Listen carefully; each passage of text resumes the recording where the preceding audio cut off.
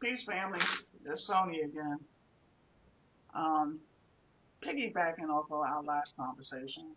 Yeah, I've had a lot of situations with people who were in relationships, and we ended up having a relationship. And at the time, I thought it was a beautiful thing, but I didn't realize until 8 years of therapy that that was my way of having something safe. If I dealt with people who was already committed to other people, um, I didn't really have to share too much of myself. I just gave them parts of me and received parts of them.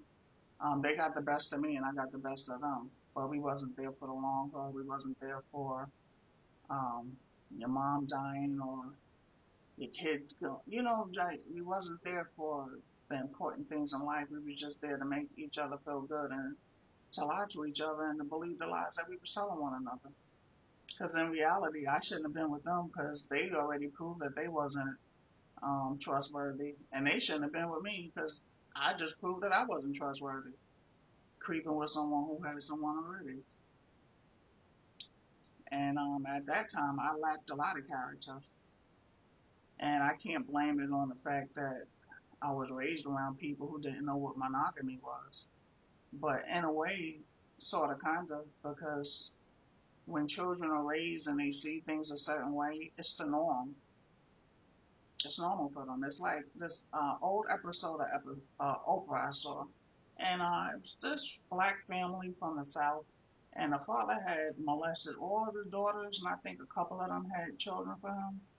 And one of the daughters said that when she went to spend the night at one of her friends' homes, she tried to have relations with the father. And the man was like horrified, as he should have been. He was horrified, and she didn't understand why he was horrified. But to her, it was normal because that was all she ever experienced in her life. So when you're raised a certain way, it's normal. It was normal for me to see my father with a lot of different women. He lived with a woman and he dated other women. Um, Him and my mother was always back and forth, but he still lived with that woman for 20 some years before he eventually married her. And he married another woman before he married her.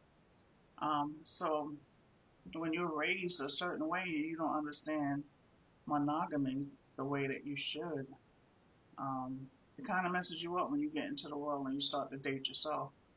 Um, because I really felt like one person couldn't hold me down. And they really couldn't at that point because I didn't want it. But then when I did run into good people, I really didn't appreciate it until it was too late. I remember one girlfriend I had, and she passed away. She was my first girlfriend when I came out. We had a pretty decent relationship. I was just young. I was young. She was 19 years older than me. Um, it was not until we buried her that I realized how much she meant to me. And that hurt and sent me to the street for a couple of years, just running around trying to find myself. But I felt like a piece of crap because at that funeral, I looked around and saw four people I had slept with throughout the years. I was like, damn, I ain't shit. And I wasn't. I really wasn't at that time. So you learn. We don't always have it together. It's the people that go through the things, and it's the things that turn you into something. It's amazing how life works out.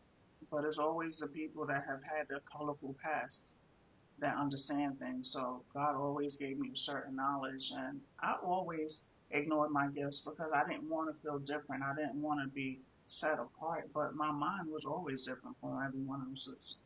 I've always been a person that believed in live and let live in peace and love and putting God first and foremost. That's why at 14 I went to Islam. Everybody thought that I was crazy going to Islam. Like, why are you finding a religion that's so hard? You got to pray 5 times a day. You got to do this. That's what I wanted because it took me closer to the Creator. So my life has always been to seek knowledge, to seek God, and to seek knowledge of life, different cultures, other people. But it's been interesting. But at the end of the day, I'm still human. I've hurt several people, and several people have hurt me, but I don't sit here and cry. It was a learning experience, and you grow. Now, am I the same person that I was 20, 30 years ago? No. I'm not even the same person I was a year ago when I ended my decade-long relationship. Um, because I wasn't happy. I needed to do certain things for myself and stop being comfortable. Um, you have one life to live, and you have to be happy. You have to release yourself from certain things. If you're not happy, you don't have a life. You're just existing like a plant, but you have no life. When you're happy and you're giving back to humanity and there's love around you, we radiate these things. Because always remember, we're just energy. Your body is like clothing for your soul, but you're not this. You're within. What's within you is the essence of you. Um, so it's interesting, but I believe that everything that I went through in this life, whether it was good or bad, I try to use it to help other people because no one said, I always was around old people when I was growing up, so I knew certain things that most young people didn't know. Um, but it's about time that we teach the youth. Like I had a lot of friends that had abortions on top of abortions on top of abortions. And their daughters thought that they were little saints. Like, no, your mother done had like 20 freaking abortions. And the girl's going somewhere because she got in trouble and didn't know how to come and talk to the mother.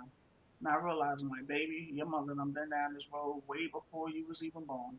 And it's by the grace of God that you was one of the babies that made it. It's sad to say, but true. But I believe in being open and honest no matter what. Have I been perfect my whole life? Nah, I'm still not perfect now. I'm a human being. The only perfection we ever had in this life was Jesus. That was the only walking perfection.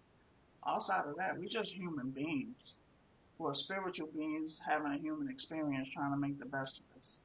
So now that I understand things on a totally different level, it's about reaching and teaching so they don't have to go through what we went through. When the truth is out there, you give people a choice. Because we always remember, we make choices every day about our life, but it's up to you if you're going to go left or you're going to go right. But you have a choice. This life is yours, is your one time to hit a grand stand, slam, or to sit on the sidelines. The choice is yours. Are you going to sit on the sidelines and let life pass you by? I'm not. And I'm a person who's been out of work for 20 years. I'm not. I'm not. I refuse to let this life pass me by. I got a beautiful baby girl. I've been blessed to be a parent, and I'm going to ride this baby till the wheels fall off. Until next time, family, peace, love, blessings, love, and light. Don't forget to tell someone that you love them. Give that same love back to yourself and acknowledge the one that has given you everything, the creator of all. I don't care what name you want to call him, but call him something. And call him when you go to sleep and when you wake up in the morning. Because it's a miracle that we wake up every day. Until next time, family. Peace.